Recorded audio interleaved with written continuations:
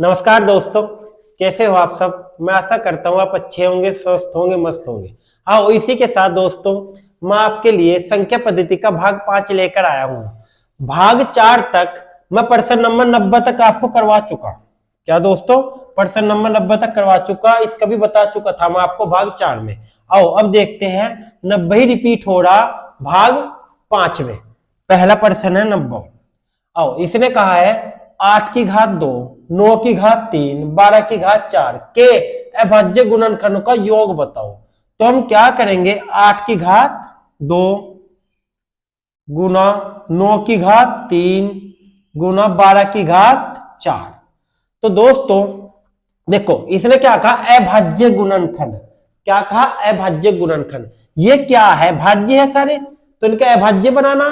अभाज्य बनाने के लिए क्या करेंगे, 8 8 को लिख सकते हैं हम 2 की घात 3, 2 की घात 8 को लिख सकते हैं हम 2 की घात 3 की घात 2 गुना 9 को लिख सकते हैं 3 की घात 2 की घात 3 गुना 12 को भी अभाज्य टुकड़े में तोड़ना, तो 12 को लिख सकता हूं मैं 2 दूनी 4 तिया 12।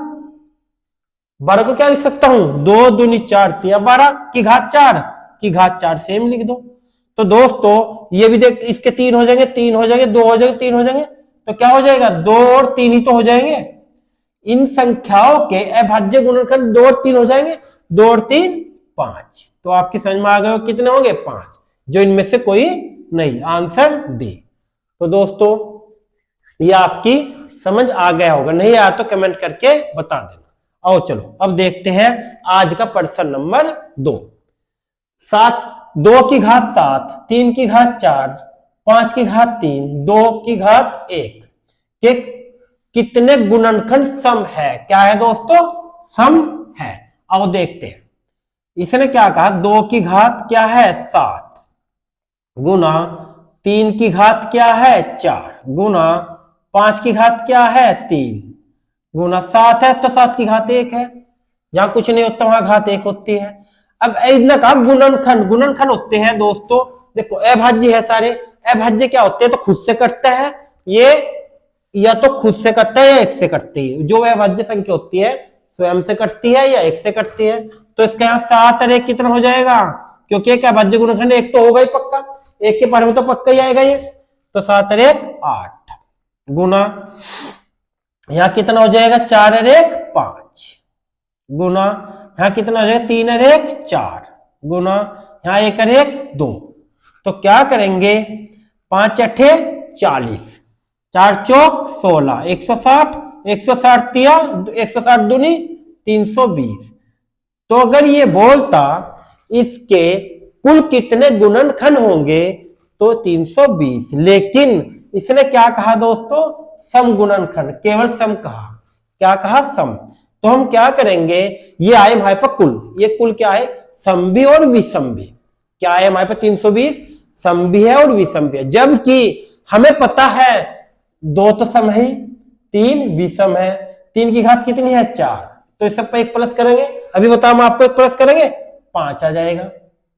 5 की घात कितनी है 3, तो यहां गुणा कर देंगे 3 में 1 प्लस करके 4 गुना 7 की घात कितनी है 1 प्लस 1 करके कर देंगे 2। तो 5 चौक 20, 20 दूनी 40। तो इसमें 320 में टोटल देखो दोस्तों, 320 का आया, सम और विषम दोनों आ गए।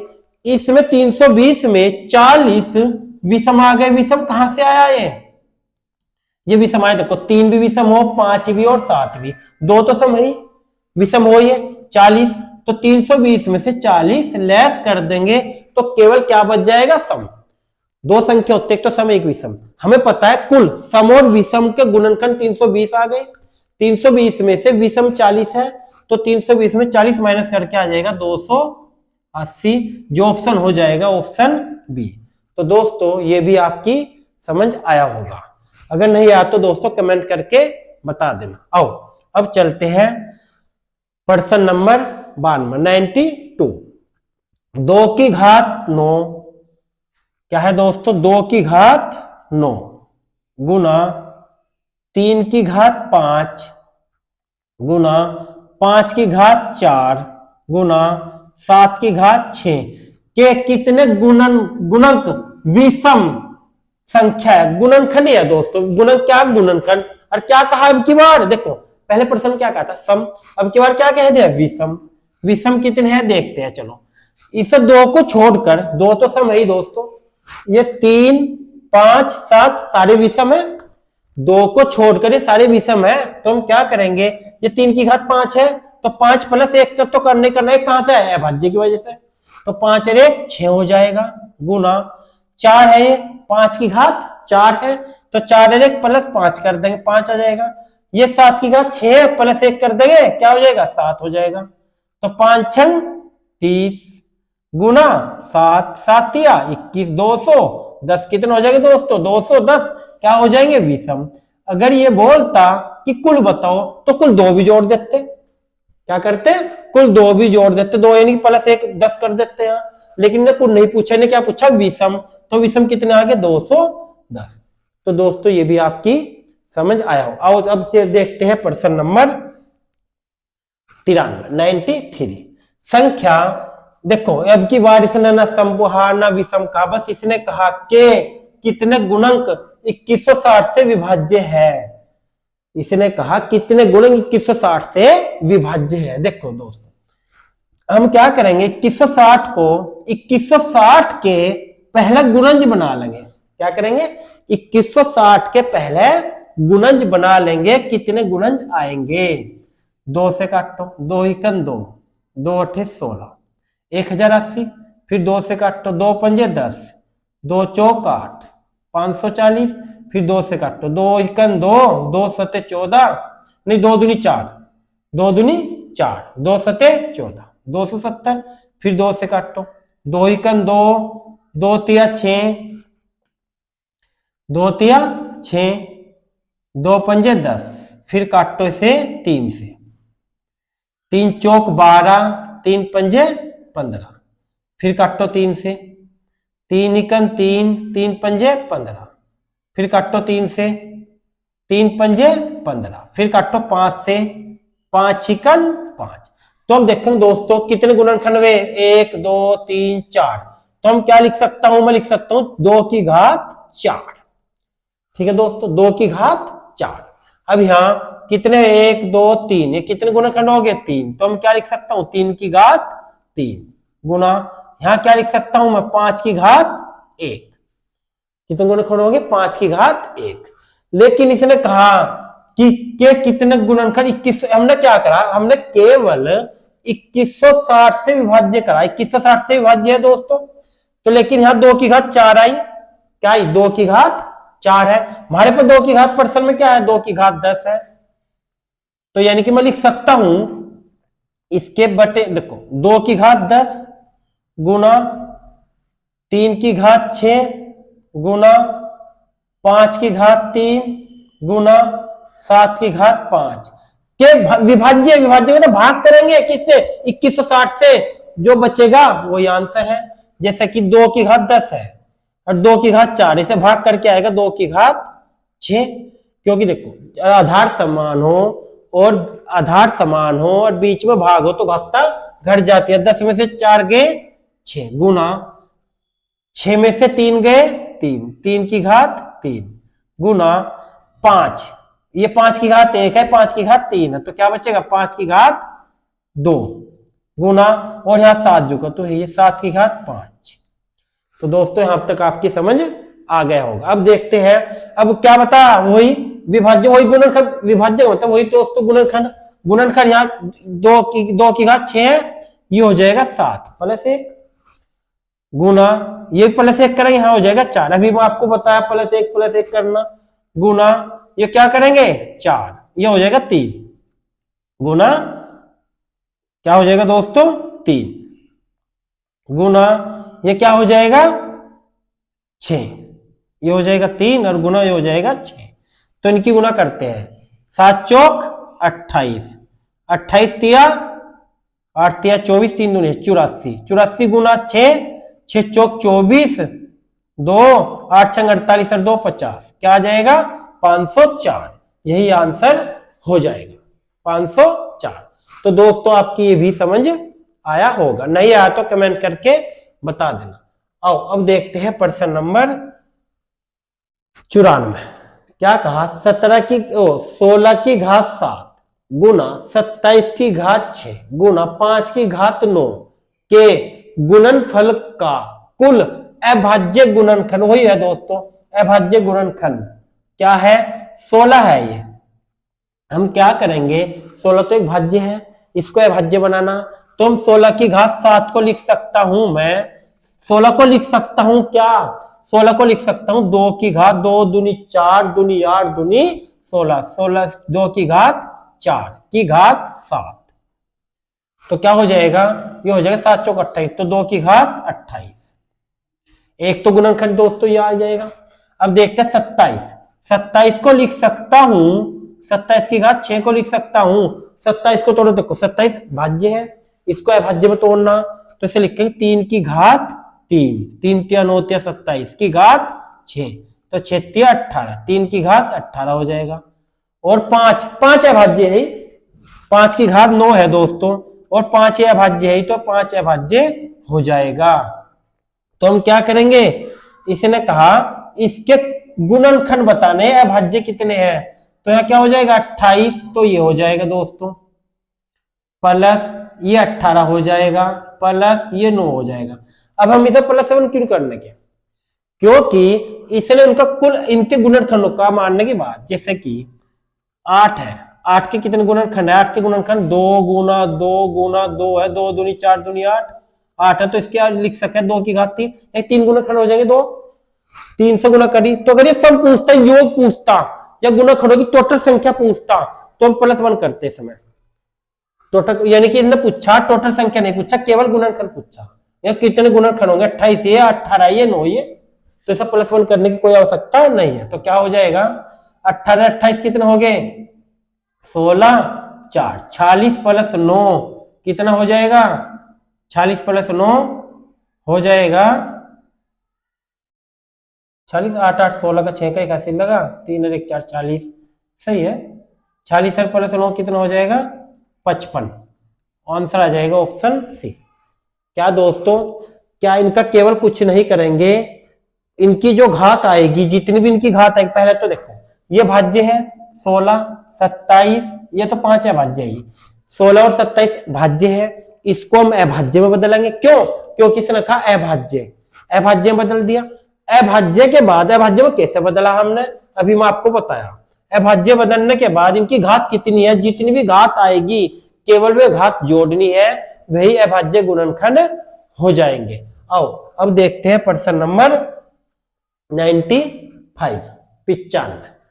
एक समूह में 35 व्यक्तियों में से 20 युवा है, क्या दोस्तों टोटल कितने व्यक्ति है 35 व्यक्तियों में कितने युवा है, युवा है 20, टोटल है 20 युवा। इन 20 युवाओं में 18 लड़कियां है, 18 क्या टोटल लड़कियां, 20 युवाओं में दोस्तों और 18 लड़कियां है, टोटल 35 में 18 लड़कियां है, तो इसने कहा समूह में कितनी युवा लड़कियां है, तो हम युवा की प्लस लड़कियों की बात कर रहे हैं, तो टोटल हमारे पर कितनी हो जाएगी 38, 20 और 18 38, लेकिन टोटल बच्चे कितने दे दिए 35, अब ऐसे युवाओं को और लड़कियों को जोड़े तो 38 आएगा। तो हम क्या करेंगे, जो फालतू आ रहा ये युवा लड़की आ जाएगी, यानी कि 38 में से 35 गए, क्या बचा 3, और 3 क्या हो जाएगा युवा लड़कियां, क्यों, क्योंकि यही कॉमन है, यही सबसे ज्यादा आ रहे हैं। तो इसने कहा 20 युवा है और 18 लड़कियां है, तो टोटल 38 आ गए, जब क्या आने चाहिए थे 35, तो जो 3 फालतू है ये, जो 3 38 आ रहे हैं ये, तो यही युवा लड़कियां आ जाएगी, ऑप्शन बी। ठीक है दोस्तों, आओ अब चलते हैं प्रश्न नंबर 96 पे। 120 के विषम और सम भाजक की, देखो दोस्तों भाजक की कुल संख्या कितनी है, हमें ये निकालना 120 के कितने विषम है और कितने समभाजक है।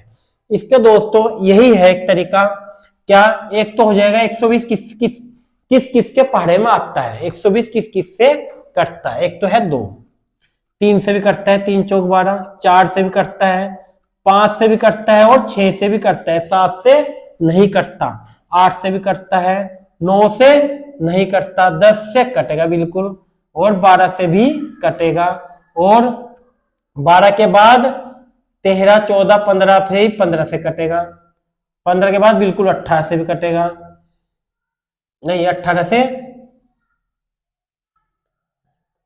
कटेगा भाई, 18 से नहीं कटेगा, 18 से नहीं कटेगा, ये 18 से नहीं कटेगा, 120,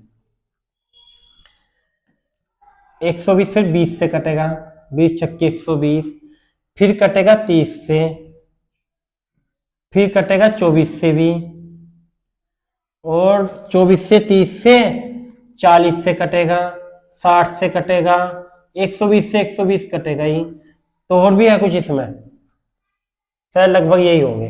तो कितना हो जाएगा दोस्तों, देखो सम कितने हैं इसमें, 1 2 3 4 5 6 7 8 9 10 11 12, 12 तो दोस्तों आगे सम, 12 तो आगे सम, और विषम, विषम होगा 1 2 3, विषम 1 2 3, और एक हो जाएगा 1, 1 से भी तो कटेगा दोस्तों 120, ये भी विषम है, तो एक हो जाएगी, विषम आ जाएंगे 4। इससे फालतू इसका कोई तरीका नहीं है, बस यही देखना 120 किस किस के पढ़े में आता है। तो इसका मतलब 12 तो सम है और 4 विषम है। इसमें देखो दोस्तों शुरू में विषम कहा ना, तो विषम देखेंगे 4, 4 शुरू में ऑप्शन कहा में है, सी ऑप्शन, 4 तो विषम और 12 सम, तो इसका आंसर हो जाएगा ऑप्शन सी। तो दोस्तों ये भी आपकी समझ आओ, क्या करना है, हमें केवल 120 के सम और विषम ये देखना है, 120 किस किस के टेबल में आता है, किस किस के पढ़े में आता है, केवल वही काटते हैं। 97, यदि 2 के 5 क्रमागत गुणज का योग 660 है तो उनमें से बड़ी संख्या बताओ। क्या कहा है, 2 के गुणज होने चाहिए, 2 के गुणज होने चाहिए, और 5 क्रमागत का योग कितना है दोस्तों, 660 है। अच्छा 5 क्रमागत है, कंटिन्यू है, तो देखो हम क्या करेंगे, 5 कंटिन्यू का योग कितना है, 660, 660 बटा 5 करेंगे तो क्या उनके बीच की संख्या निकल जाएगी पांचों के, तो बटा 5 करके आ जाएगा, 5 चिकन 5, 5 चिकन 5, 5 तिया 15, 5 चिकन 5, 5 तिया 15, 5 दूनी 10, 5 चिकन 5, 5 तिया 15, 5 दूनी 10, तो हो जाएगा 132। जो जो 132 आया दोस्तों, ये उन 5 संख्याओं के बीच की संख्या ही, क्या ही उन 5 संख्याओं के बीच की संख्या आ गई। तो हम क्या करेंगे, इसका मतलब है 2 के गुणन होने चाहिए, तो यानी 2 से कटने चाहिए, सम संख्या होनी चाहिए, एक तो आ जाएगा 132, एक हो जाएगा 134, एक हो जाएगा 136, और इधर एक हो जाएगा 130, और एक हो जाएगा 128, तो 1 2 3 4 5 दोस्तों 2 के गुणज है, 5 क्रमागत संख्या है, 5 हो गई, और इनका बड़ी संख्या बताओ, तो बड़ी संख्या 136 हो जाएगी, ऑप्शन हो जाएगा सी, बड़ी संख्या हो जाएगी 136, ऑप्शन हो जाएगा सी। तो दोस्तों ये भी आपकी समझ आया होगा। आओ अब देखते हैं प्रश्न नंबर 98, 3 क्रमागत संख्याओं का, बिल्कुल दोस्तों ये सही है, 3 क्रमागत दे रखी संख्याओं का योग क्या, 99, 3 क्रमागत संख्याओं का योग 99 है, तो 99 को बटा 3 करेंगे तो पता लग जाएगा, उसका औसत बीच की संख्या आ जाएगी, 3 तिया, देखो पहले प्रश्न में 5 था दोस्तों, तो 5 करा था, आपके प्रश्न में क्या है 3 है, तो बटा 3 करेंगे, 3 तिया 9, 3 तिया 9, जो 33 आया ये उन 3 क्रमागत संख्याओं के, देखो ना 2 का गुणज कहा, ना सम कहा, ना विषम कहा, तो हम कंटिन्यू लेंगे, ठीक है दोस्तों। अब हम जैसे कि 33 है, 33 उनके बीच का आ गया, तो एक संख्या हो जाएगी 34 और एक संख्या हो जाएगी 32, तो 3 क्रमागत संख्या हो जाएगी। तो इसने कहा इनमें बड़ी संख्या बताओ, तो बड़ी संख्या दोस्तों हो जाएगी 34, ऑप्शन सी। तो ये भी आपकी समझ आया होगा दोस्तों, अगर समझ नहीं आया तो कमेंट करके बता देना। आओ अब देखते हैं प्रश्न नंबर 99। 4200 के गुणनखंडों की संख्या बताओ। बहुत बड़े प्रश्न है। 4200 के गुणनखंडों की, तो हम क्या करेंगे, 4200 के गुणनखंड निकाल लेंगे दोस्तों। क्या करेंगे, 4200 के गुणनखंड निकाल लेंगे। 2 से काटो, 2 दूनी 4, 2 इकन 2, 2100 आ जाएगा। फिर 2 से काटो, 2 इकन 2, 2 न जाने की 0, 2 पंजे 10, 1050 आ जाएगा। फिर 2 से काटो, 2 पंजे 10, 2 दूनी 4, 2 पंजे 10, 2 दूनी 4, 2 पंजे 10, 525 आ जाएगा। फिर काटो 5 से, 5 इकन 5, पंजे पंजे 25। फिर काटो 5 से, 5 दूनी 10, 5 इकन 5। फिर काटो इसे 3 से, 3 सत्ते 21। फिर काटो इसे 7 से, 7 इकन 7। तो क्या कितना हो जाएगा दोस्तों, ये हो जाएगा 1 2 3, यानी कि 2 की घात 3 गुना 1 2, ये हो जाएगा 5 की घात 2 गुना, चलो मैं यहां लिख रहा, ये हो जाएगा 2 की घात 3 गुना 5 की घात 2 गुना 3 गुना 7। और तो बचा नहीं बचा, तो हम क्या करेंगे,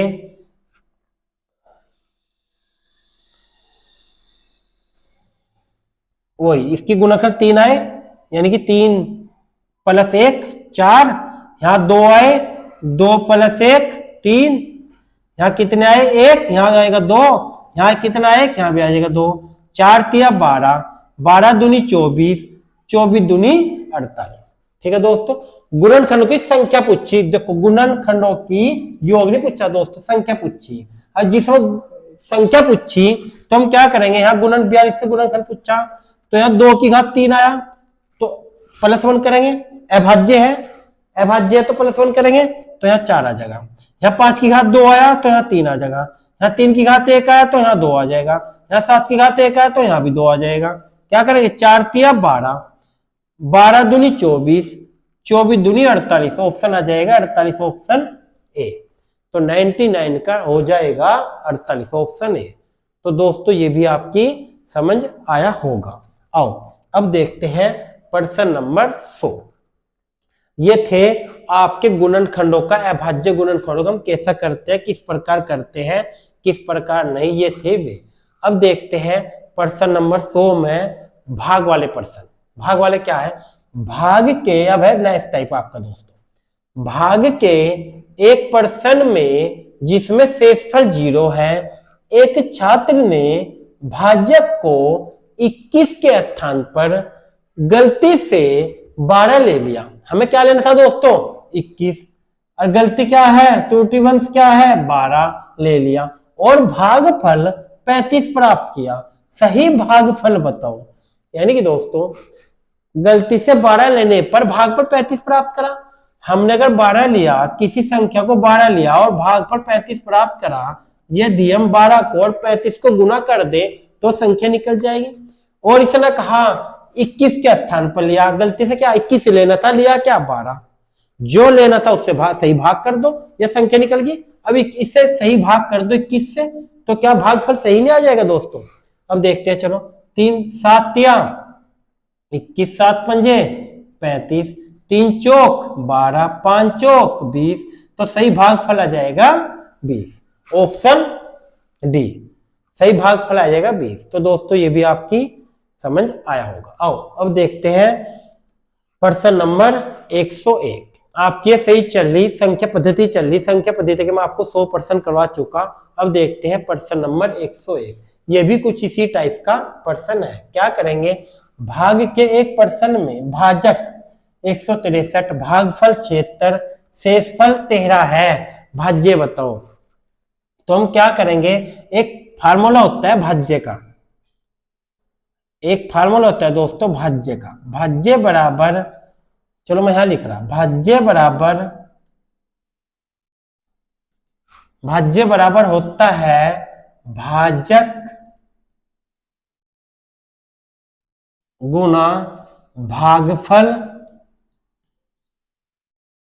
प्लस शेषफल। क्या होगा दोस्तों, प्लस शेषफल। जैसे कि भाजक, भाजक कितना 163, भाजक कितना 163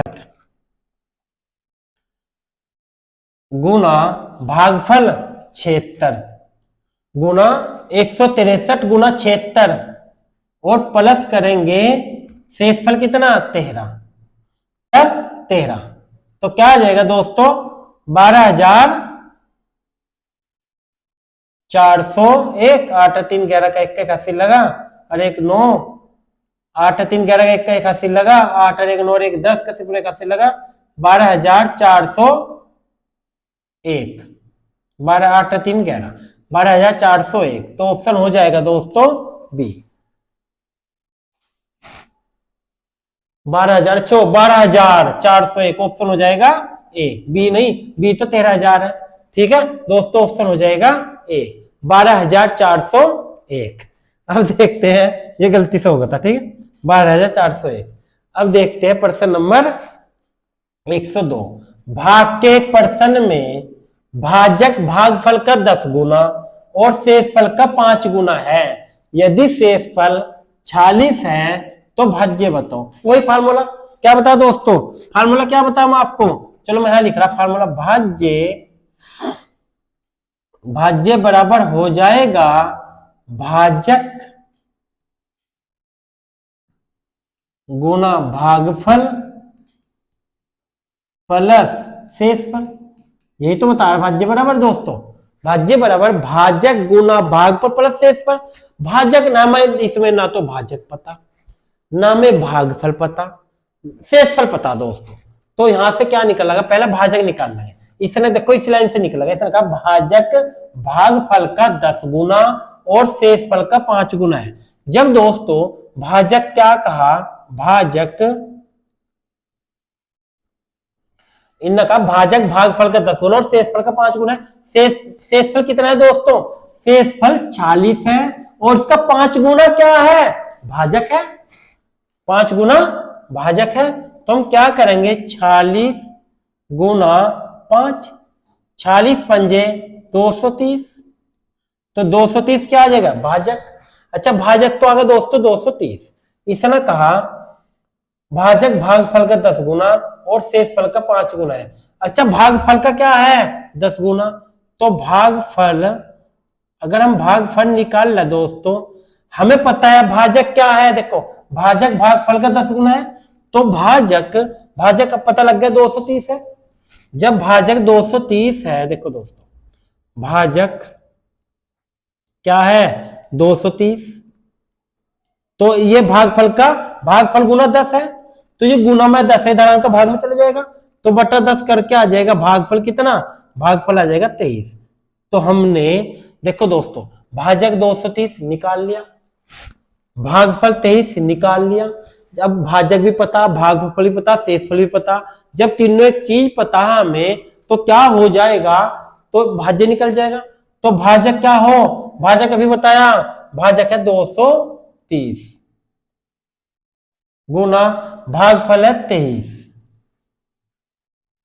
प्लस शेषफल हो जाएगा 46 तो 23 230 और गुना 23 की गुना करेंगे तो आ जाएगा 5,290 यानी कि 23 और 23 का 529 और एक जीरो यो 290 प्लस 40 तो करका आ जाएगा 6 9 4 13 का 3 का 81 लगा 3 5 53 36 ऑप्शन डी तो दोस्तों हो जाएगा ऑप्शन डी तो दोस्तों ये भी आपकी समझ आया होगा आओ अब देखते हैं वीडियो कैसी लग रही है आपको कमेंट करके बता देना अच्छी लग रही हो तो दोस्तों लाइक कर देना आओ अब देखते हैं प्रश्न नंबर 103 अब संख्या पद्धति के हम 103 प्रश्न पर पहुंच चुके हैं इसने कहा किसी संख्या को 68 से भाग देने पर भागफल 269 और शेषफल 0 प्राप्त होता है इस संख्या को 67 से भाग देने पर क्या शेषफल आएगा दोस्तों एक मैं आपको बताया था कि जो शेषफल प्राप्त हो रहा है उससे भाग दे लो लेकिन इसमें शेषफल 0 है जब हम किसी संख्या को 0 से भाग देंगे तो 0 आएगी तो एक काम करो आप किससे भाग दे 68 से एक शॉर्टकट बता रहा हूं आपको क्या करेंगे 68 को ही 67 से भाग दे लो, क्योंकि 67 से भाग देना, 67 इकन 67 बचे क्या 1, तो आंसर आ जाएगा ऑप्शन ए। एक तरीका तो है दोस्तों, ये एक तरीका है। देखो जब इन 68 से भाग दे 269 शेष बच रहा, तो हम क्या करेंगे 68 गुना 269, 68 गुना 269 संख्या निकल जाएगी। दूसरा तरीका बता दोस्तों मैं लॉन्ग, 68 को भाजक को 269 से गुना करेंगे तो क्या आ जाएगा, वह संख्या निकल जाएगी, और भाग कर देंगे, क्या भाग कर देंगे 67, तो आंसर जब भी आएगा एक ही। तो इतना बड़ा ना करके इतना छोटा कर लो, कहानी खत्म। अब देखते हैं प्रश्न नंबर 104। किसी संख्या को एक भाजक से विभाजित करने पर, कोई भाजक है दोस्तों, कोई संख्या है, उससे विभाजित करने पर 16 शेष बचता है। जब मूल संख्या के दुगने, जो भी संख्या होगी वो, उसके दुगने को इस भाजक से विभाजित किया जाता है तो 3 शेष बचता है। भाजक का मान बताओ। इसके दो तरीके, मैं आपको क्या बताया था, मैं आपको भाग 4 में बात बता चुका, जो शेष बचता है उसको जो जिससे भाग करे उसे भाग देते हैं, लेकिन इसमें तो शेष 16 बचा, और दुगना करना तो शेष का दुगना कर दो। 16, एक शॉर्टकट बता रहा हूं, 16 गुना 2 हो जाएगा, 16 दूनी 32, और शेष क्या बचा दोस्तों 3। जो शेष बचा उसे माइनस कर दो, 32 में से 3 गए 29, तो वो जो भाजक है उनका भाजक का मान बताओ, वो भाजक 29 आ जाएगा। यानी कि वो भाजक 29 है जिसको विभाजित करने पर 16 शेष बचता है, और उसके दुगने को विभाजित करने पर 3 शेष बचेगा। क्या आंसर आएगा दोस्तों 29। ये भी आपके समझ आएगा, मैं आपको ये बताया शॉर्टकट। क्या करना, जो शेष है ना इसके दुगना कर दो, दुगना कर लो कहां से ना, 16 दूनी 32, और 3 शेष बच रहा, 3 घटा दो, संख्या आ जाएगी 29। आओ अब देखते हैं प्रश्न नंबर 105। 4 अंकों की वह छोटी से छोटी संख्या बताओ, 4 अंकों की वह छोटी से छोटी संख्या बताओ जो 90 से पूर्णतः विभक्त होती हो। तो दोस्तों 4 अंकों की पहले छोटी से छोटी संख्या लिख लेंगे। 4 अंकों की छोटी से छोटी संख्या होती है 1000, 1 2 3। 4 अंकों की छोटी से छोटी संख्या 1000 होती है। 1000 को भाग कर दो 90 से, 4 अंकों की सबसे छोटी संख्या लिखो, फिर 1000 को 90 से भाग करो। क्या करेंगे 90 ही कन 90, बच्चे कितने 100 में तो 90 गए 10, 1 0 उतार लो 100 हो जाएगा, एक बार और चल जाएगा, तो 90 ही कन 90, तो बच्चे कितने 10। तो हम क्या करेंगे, इसने कहा छोटी से छोटी, तो याद रखना दोस्तों छोटी से छोटी कहा तो जिससे भाग दे रहे, थोड़ा ध्यान से देखना, जिससे भाग दे रहे और जो शेष बच रहा इनके बीच का अंतर इसमें जोड़ेंगे। किसमें, जो संख्या दे रखी है। 90 में से 10 गए, इनके बीच का अंतर 80 आ जाएगा दोस्तों, और 1000 वही, तो 1000 में 80 जोड़कर आ जाएगा 1080, हो जाएगा ऑप्शन सी। क्या आंसर आ जाएगा दोस्तों 1080, 1080 आ जाएगा ऑप्शन सी 105वें प्रश्न का।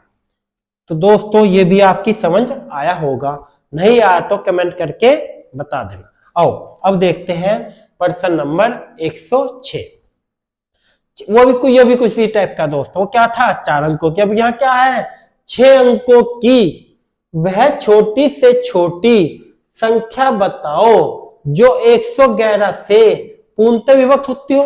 क्या करना 6 अंकों की, 6 अंकों की छोटी से छोटी संख्या क्या होगी 1 और 5 0, 1 2 3 4 5।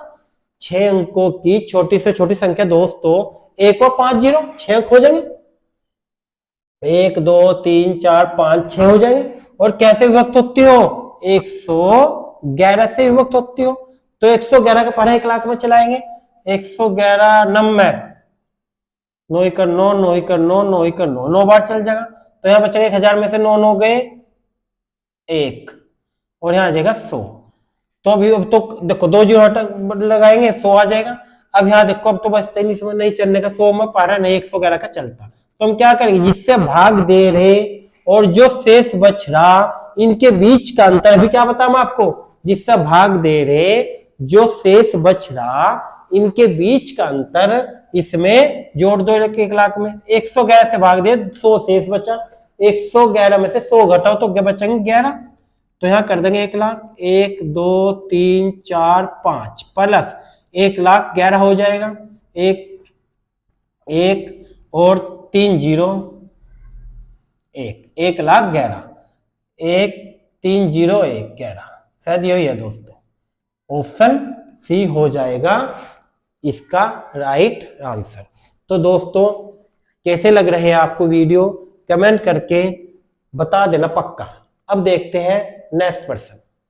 5 अंकों की छोटी से छोटी संख्या बताओ जो 41 से पूर्णतः विभक्त होती हो। क्या करेंगे, 5 अंकों की छोटी से छोटी 41 से पूर्णतः विभक्त होती हो। 5 अंकों की छोटी से छोटी 10,000 दोस्तों, 1 और 4 0 5 अंकों की होगी। 41 से विभक्त होती हो, 41 से विभक्त करेंगे। करने का तरीका वही रहेगा, 41 से विभक्त जो शेष बचेगा उनके बीच का अंतर इस संख्या में जोड़ना है। ठीक है दोस्तों, हम क्या करेंगे, 41 3 चलेगा, 41 दूनी चलेगा, 2 1 2 4 दूनी 8। तो यहाँ क्या आएगा, 10 में से 2 गए 8 और यहाँ 9 में से 1 गया 8, 18। यहाँ आएगा 80। तो कितनी बार चल जाएगा, 4 1 4 4 चौक 16, 5 चौक 20, 4 शायद मुझे लगा 4 बार चलेगा, 4 1 4 4 चौक 16। तो ये 10 में से 4 गए 6, 7 में से 6 गया 1, 16 आ गया, फिर ये 0 उतार 160 हो गया। अब चल जाएगा ये 3 बार, 3 1 3 4 3 12। तो शेष क्या बचा दोस्तों, 10 में से 3 गए 7, 5 में से 2 गए 3, शेष बचा 37। तो हम क्या करेंगे, 41 में से 37 घटा दे, क्या करेंगे 41 में 37 घटा के 10,000 में जोड़ देंगे। 41 में से 37 गए हो जाएगा 4, तो क्या हो जाएगा 4, इनके बीच का अंतर 4 है दोस्तों। 41 में 37 गए 4 आएगा, तो क्या हो जाएगा 10,004, क्या हो जाएगा 10,004। तो इसका आंसर आ जाएगा 10,004, ऑप्शन बी। ये भी आपकी समझ आया होगा। तो दोस्तों आज आपको वीडियो कैसी लगी है कमेंट करके बता देना। अच्छी लगी हो तो लाइक कर देना, सब्सक्राइब कर देना और शेयर भी कर देना। थैंक यू दोस्तों।